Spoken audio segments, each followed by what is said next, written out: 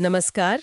कभी सोचा है कि जब हम कोई ऐप या वेबसाइट यूज करते हैं तो सिस्टम कैसे तय करता है कि हम कितनी तेजी से या कितनी बार कोई एक्शन कर सकते हैं? जैसे ट्विटर पर एक तय समय में कितनी ट्वीट्स। है ना। इसी कंट्रोल टेक्निक यानी रेट लिमिटिंग के डिजाइन पर आज हम थोड़ी गहराई से बात करेंगे। हमारे पास जो जानकारी है वो बताती है कि रेट लिमिटर कैसे नेटवर्क सिस्टम में ट्रैफिक को मतलब उसकी दर को नियंत्रित करते हैं।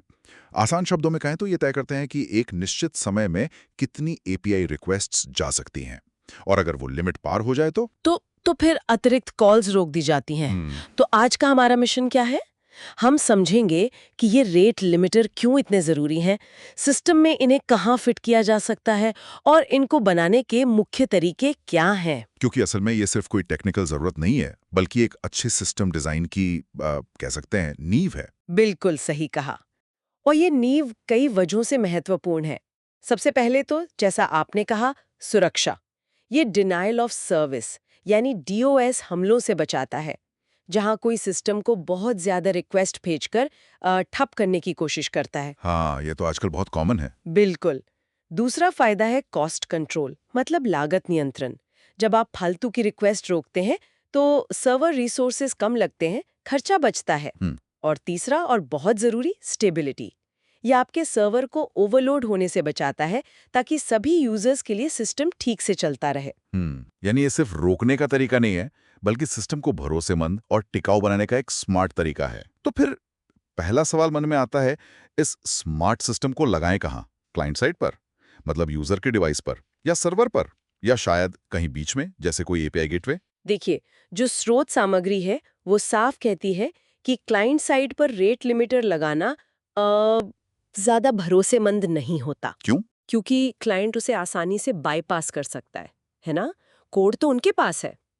अच्छा, हाँ, सही बात है।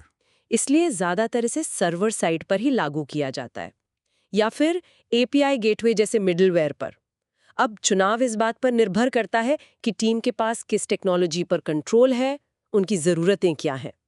सर्वर साइड पर रखने से आपको एल्गोरिदम पर पूरा कंट्रोल मिलता है। गेटवे पर शायद बने बनाए समाधान यूज करने पड़े जिनमें उतने ऑप्शन ना हो। और जब आप इसे सर्वर साइड पर लागू करते हैं, खासकर बड़े सिस्टम्स में जहां मतलब कई सारे सर्वर हो सकते हैं, तो एक और चुनौती आती होगी। इन सभी सर्वरों में लिमिट की जानकारी को सिंक कैसे रखा जाए, सब एक जैसा कैसे गिने? हाँ, ये एक बहुत अहम मुद्दा है डिस्ट्रीब्यूटेड सिस्टम्स में। यहीं पर रेडिस जैसे तेज इन मेमोरी कैश सिस्टम काम आते हैं। ये क्या करते हैं कि सभी सर्वरों के लिए जो काउंटर या टोकन की जानकारी है उसे एक सेंट्रलाइज्ड जगह पर तेजी से स्टोर और एक्सेस करने में मदद करते हैं। अच्छा। लेकिन हाँ, इसमें भी अपनी दिक्कतें हैं, जैसे रेस कंडीशन, मतलब दो रिक्वेस्ट एक ही काउंटर को एक साथ बदलने की कोशिश करें, तो इन्हें संभालने के लिए भी खास तकनीकें लगानी पड़ती हैं। समझ गया। तो लोकेशन तय हो गई, सिंकिंग का भी अंदाजा लग गया। अब आते हैं सबसे दिलचस्प हिस्से पर। ये काम कैसे करता है? मतलब इसके पीछे का लॉजिक क्या है? कौन से एल्गोरिदम यूज होते हैं? स्रोत कई तरीकों का जिक्र करते हैं, token bucket, leaking bucket, fixed window counter, sliding window log, काफी सारे हैं। चलिए समय को देखते हुए दो सबसे पॉपुलर तरीकों पर थोड़ी बात करते हैं, टोकन बकेट और लीकिंग बकेट। जरूर। टोकन बकेट काफ़ी पॉपुलर है, अमेज़न और स्ट्राइप जैसी बड़ी कंपनियां इसे इस्तेमाल करती हैं। आप ऐसे सोचिए कि एक बाल्टी है जिसमें लगातार एक फिक्स्ड रेट से टोकन गिर रहे हैं। हम्म। अब हर आने वाली रिक्वेस्ट को पास होने के लिए एक टोकन चाहिए। अगर बाल्टी में टोकन है तो रिक्वेस्ट टोकन लेती है और पास हो जाती है, बाल्टी से एक टोकन कम। अगर टोकन नहीं है तो रिक्वेस्ट को या तो इंतजार करना पड़ता है या फिर उसे रिजेक्ट कर दिया जाता है। अच्छा, तो इसकी खासियत क्या हुई? इसकी खासियत ये है कि ये थोड़े समय के लिए अचानक बढ़े ट्रैफिक को, जिसे बर्स्ट ऑफ ट्रैफिक कहते हैं, उसे झेल सकता है। क्योंकि बाल्टी में अगर पहले से टोकन जमा है तो वो अचानक आई ज्यादा रिक्वेस्ट्स के लिए इस्तेमाल हो सकते हैं। अच्छा, तो ये बर्स्ट ट्रैफिक के लिए फ्लेक्सिबल है। और दूसरा वाला लीकिंग बकेट, शॉपिफाई से यूज करता है। हाँ, लीकिंग बकेट का फंडा थोड़ा अलग है। इसे एक पाइप की तरह समझिए, जिसमें पानी यानी रिक्वेस्ट एक सिरे से आता है और दूसरे सिरे से एक बिल्कुल स्थिर गति से निकलता है। एक क्यू की तरह, बिल्कुल। रिक्वेस्ट एक फीफो क्यू, मतलब फर्स्ट इन फर्स्ट आउट में जमा होती हैं और उन्हें एक फिक्स्ड रेट पर प्रोसेस्ड किया जाता है, जैसे पाइप से पानी निकल रहा हो। अगर क्यू भर जाती है, मतलब पाइप में जगह नहीं है तो नई आने वाली रिक्वेस्ट ड्रॉप हो जाती हैं, गिर जाती हैं। तो ये आउटगोइंग रेट को कांस्टेंट रखता है। हाँ, ये आउटगोइंग ट्रैफिक की दर को स्थिर रखने के लिए बढ़िया है। तो दोनों के अपने अपने फायदे और नुकसान हैं। चुनाव आपकी जरूरत पर निर्भर करेगा। सही। और मान लीजिए किसी ने लिमिट पार कर दी, चाहे टोकन बकेट हो या लीकिंग बकेट, तब सिस्टम क्या करता है? कैसे बताता है कि भाई अब बस करो? आमतौर पर सिस्टम एक HTTP एरर कोड भेजता है, 429 टू मेनी रिक्वेस्ट्स। 429, ओके। ये क्लाइंट को सीधे सीधे बता देता है कि लिमिट पार हो गई है।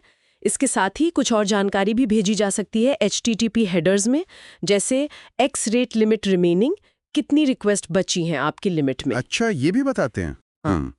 फिर X रेट लिमिट कुल लिमिट क्या है, और खासतौर पे X rate limit retry after मतलब कितनी देर बाद दोबारा कोशिश करनी चाहिए। ये क्लाइंट को गाइड करता है कि उसे कितनी देर इंतजार करना है। इससे सिस्टम पर लोड कम रहता है। काफी सोचा समझा तरीका है। और ये जो 429 एरर आता है, हाँ। ये कितना सख्त हो, ये भी तो एक फैसला होता होगा ना? यहीं पर शायद वो हार्ड बनाम सॉफ्ट लिमिटिंग की बात आती है, जिसका जिक्र स्रोत सामग्री में था। बिल्कुल सही पकड़ा। हार्ड लिमिटिंग का मतलब है कि सीमा बिल्कुल पार नहीं की जा सकती। जैसे ही लिमिट हिट हुई, रिक्वेस्ट ब्लॉक, एकदम दीवार। हाँ। जबकि सॉफ्ट लिमिटिंग में सिस्टम थोड़े समय के लिए सीमा से ज्यादा रिक्वेस्ट को अलाउ कर सकता है, शायद कभी-कभी बर्स्ट को संभालने के लिए। ये चुनाव फिर वही बात, बिजनेस की जरूरतें क्या है और यूजर के अनुभव को कितना स्मूथ रखना है, इन बातों को ध्यान में रखकर किया जाता है। तो अगर हम आज की बात को समेटें तो रेट लिमिटर क्यों जरूरी हैं? सुरक्षा, लागत और स्थिरता के लिए। हाँ। कहाँ लगते हैं? ज्यादातर सर्वर साइड या गेटवे पर। सही। और काम कैसे करते हैं? टोकन बकेट या लीकिंग बकेट जैसे पॉपुलर एल्गोरिदम से। और डिस्ट्रीब्यूटेड सिस्टम में सिंकिंग के लिए रेडिस जैसे कैश का इस्तेमाल होता है। बिल्कुल। निचोड़ यही है, ये सिर्फ रिक्वेस्ट ब्लॉक करने का कोई रैंडम तरीका नहीं है, बल्कि सिस्टम को स्मूथ और भरोसेमंद बनाए रखने का एक सोचा समझा वेल डिजाइंड पैटर्न है। उम्मीद है इस चर्चा से रेट लिमिटिंग की दुनिया और इसके पीछे की सोच थोड़ी और साफ हुई होगी। हाँ, और जाते जाते एक सवाल सोचने के लिए छोड़ जाते हैं, जो इसी हार्ड बनाम सॉफ्ट लिमिटिंग से जुड़ा है।